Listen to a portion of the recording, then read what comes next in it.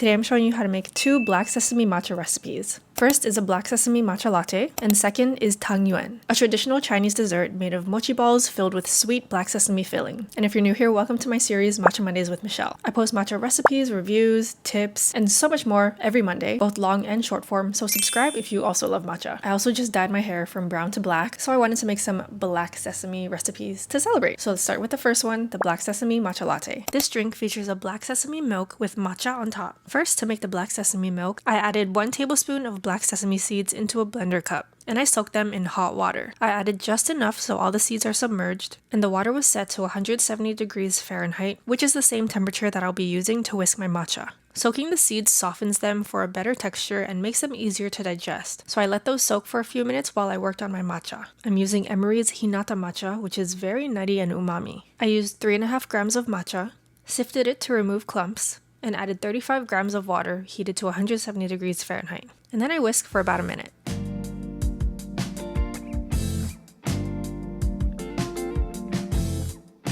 Now that the seeds have soaked, I'm adding 80 grams of milk. I'm using oat milk, but you can use any milk you prefer. And blending it for about 30 seconds in total, stopping every 10 seconds just to shake it up and make sure all the seeds are getting blended.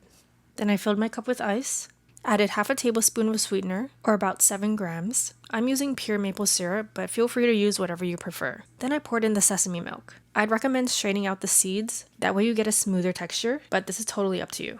And lastly, pour the matcha on top.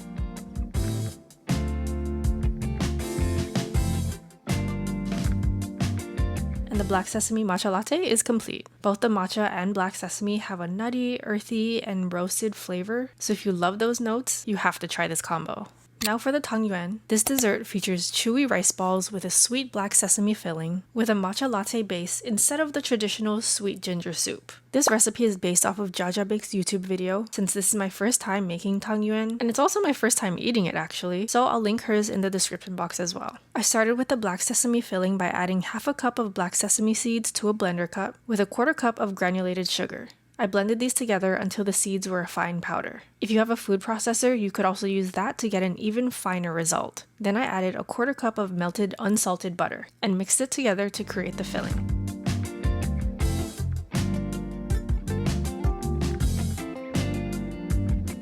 I lined a container with saran wrap, poured the filling inside, and put it in the freezer for at least 15 minutes to let it harden. This is going to make them much easier to work with later. In the meantime, I worked on the rice balls. I used this rice flour by Koda Farms since I already had it on hand, but this glutinous rice flour in this green packaging is more commonly used for tang yuan and gives you a smoother end result, so it's more recommended to use this one instead. Either one works fine though, so I'll have both linked in the description box. So I added 1 2/3 cups of rice flour and 1 cup of room temperature water, mixing it in a little at a time until the dough forms. I recommend using gloves because it can get very sticky. If it's too wet and sticky, add more rice flour. But if it's too dry and crumbly, add a little more water. You should be able to handle the dough without it sticking to your hands.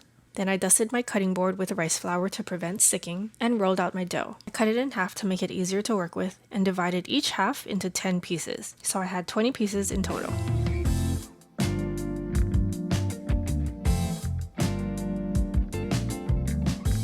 Now back to the filling. After about 15 minutes, it should be hard and much easier to work with. So I cut and divided it into 20 pieces and rolled them into little balls.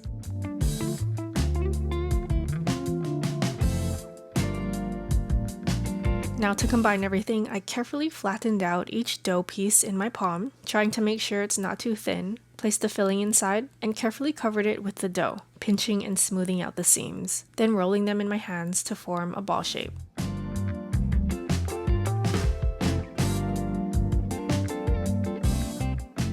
Keep some rice flour on hand in case the dough starts to feel too sticky. The heat from your hands makes it get stickier, so the more you work it, the stickier it'll get. So to prevent sticking, roll it in some rice flour. I'm going to fast forward through my entire process to show you what it looks like. Feel free to slow down the video if you want, or you can skip ahead to this time for the cooking instructions.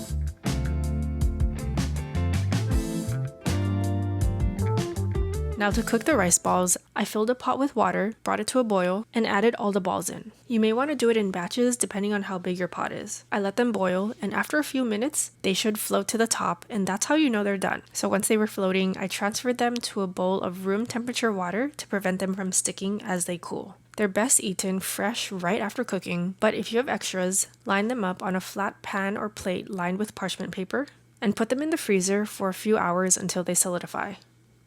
Then you can transfer them to a freezer bag or container and store them in your freezer until you're ready to eat.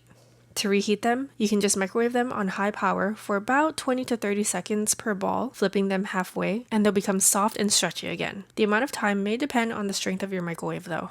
And now for the matcha latte base, I'm using 𝑬𝑗𝑬𝑺𝑐 Hinata matcha again, and I used 3 grams, sifted it to remove clumps, and added 30 grams of water at 170 degrees Fahrenheit. I whisked for about 30 seconds, and then added 60 grams of milk, and about 5 grams of sweetener. Then I added the rice balls to my bowl, poured the matcha latte inside, and garnished it with black sesame seeds. And our matcha tang yuan is ready. This was my first time ever trying this dish, and the rice balls were so bouncy and satisfying. This is a traditional Chinese dessert that's usually eaten for Chinese New Year and served with a sweet ginger soup, so I have yet to try the original, but the grassy and earthy matcha flavor really balances out the sweetness of the rice balls. The texture of the filling was a tad grainy, and I'm not sure if that's how it's supposed to be. It could just be because of my old blender, but the flavor is so addicting with its sweet, toasted, nutty goodness. Plus, you can enjoy the matcha just like a regular latte. I am ethnically Chinese, but I never grew up with the cultures, traditions, the food, the language, so I really don't know too much about Chinese cuisine and desserts, but I do know